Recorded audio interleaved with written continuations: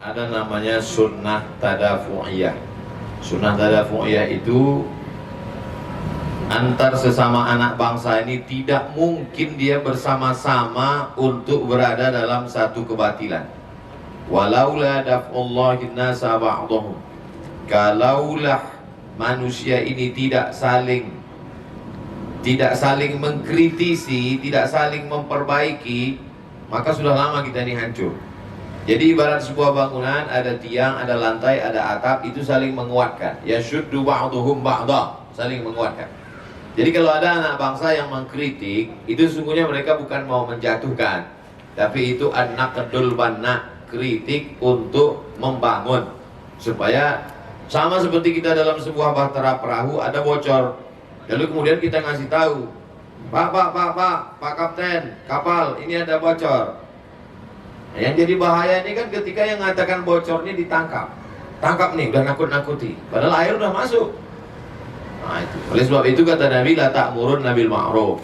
Ajaklah orang buat baik, wala tanhauna 'anil munkar. Laranglah orang buat mungkar.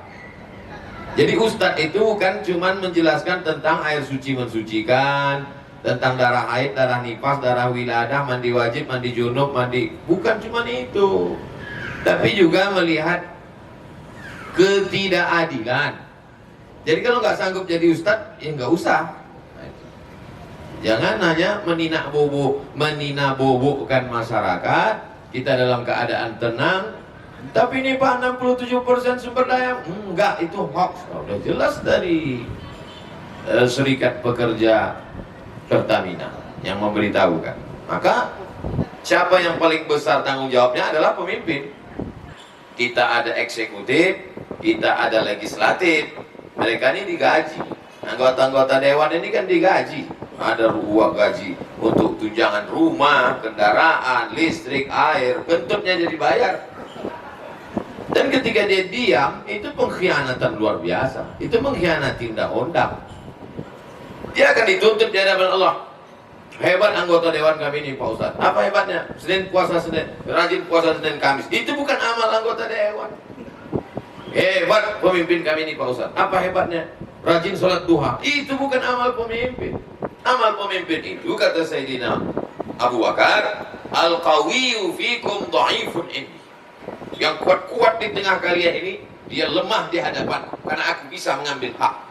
Perusahaan-perusahaan asing yang hebat-hebat ini, yang mau memprivatisasi yang milik negara, milik umat ini, dia yang nampaknya besar, itu lemah di dalam pandanganku, kata pemimpin-pemimpin bangsa. Kenapa? Karena aku bisa mengambil hak mereka, aku letakkan kepada anak-anak bangsa. Di situ, jadi pisau kita itu mesti tajamnya itu jangan ke bawah saja tajam, ke atas tumpul. Wahai, saya cerita yang muslim saja. Pemimpin-pemimpin yang muslim, yang percaya pada Allah, bahwa kalian akan mati menghadap Allah. Maka tak selesai dengan pergi ke Makkah, tawaf, sa'i, haji, bolak-balik. Habis amal kalian itu nanti akan diambil oleh orang-orang yang teraniaya. Kalau ada satu anak Indonesia ini yang tak sekolah, ada satu anak Indonesia ini yang tak makan, ada satu anak Indonesia ini yang kelaparan, sementara kita minyak, batu bara, gas alam diambil oleh orang lain, maka kau akan dituntut di hadapan Allah Subhanahu wa ta'ala. Makanya setiap sholat 17 kali kita katakan Maliki Yaumiddin. Apa makna Maliki Yaumiddin? Dia pemilik hari din, hari pembalasan. Ya'ti yaumal qiyamati bi sholatin. Pemimpin-pemimpin yang nanti pada hari kiamat datang membawa sholatnya banyak, wa siyamin, puasa sunatnya banyak, wa qiyamin, qiyamul lailnya banyak, wa zakatin, zakatnya banyak, wa hajin, hajinya banyak. Banyak hajinya. Bolak-balik dia ke Makkah. Orang dia nggak pernah bayar uang tiket, diberangkatkan orang gratis. Tapi di akhirat, ukhidat hasanatuhu, diambil sholatnya, diambil puasanya, diambil hajinya, diambil umrahnya. Walam yuqta alaih. Ketika sudah habis ibadahnya, ternyata yang menuntut bukan satu kabupaten, bukan satu provinsi, satu Republik Indonesia, anak bangsa menuntut dia di padang mahsyar. Ukhidat khatayahum, diambil dosa mereka, dosa anak-anak bangsa yang teraniaya, yang susah, yang melarat tadi, karena mereka punya hak di minyak itu, di batu bara itu, di nikel itu, tapi kau khianati di dunia. Ukhidat khatayakum, diambil itu, turihat ilahi, dicampakkan ke mereka, summa turiha finnar, dicampakkan ke dalam api neraka. Mereka masuk neraka bukan karena tak sholat, masuk neraka bukan karena tak puasa, masuk neraka bukan karena tak haji. Mereka sholat, mereka puasa, mereka haji. Mereka masuk neraka karena mengkhianati konstitusi, karena membiarkan orang yang lemah tetap lemah, padahal dia punya kekuasaan, punya kekuatan. Dia dipilih oleh rakyat. 3.000 mencoblos dia baru bisa dia duduk di situ. 50.000 orang mencoblos baru dia bisa duduk di situ. Dia sudah mengkhianati orang. Dan sebab itu yang memilih juga dituntut di hadapan Allah. Ala adullukum ala akbaril kabair. Maukah kalian kutunjukkan dosa terbesar di antara dosa besar? Apa itu? Al-Isra. Insyaallah kita selamat dari syirik. Uququl walidain.